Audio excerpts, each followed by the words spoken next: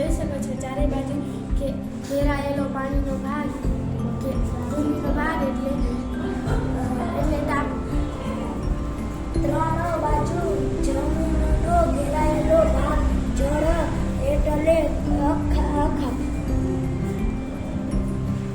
તમે જોઈ શકો છો ત્રણ બાજુથી પાણીથી ઘેરાયેલો ભૂમિભાગ એટલે દ્વીપ. પાણીનો લાંબો છેડ એટલે ભૂસી. તમે જોઈ શકો છો બે જળ ભાગોને અલગ પાડતી સાંકડી ભૂમિ એટલે કે સંયોગી ભૂમિ.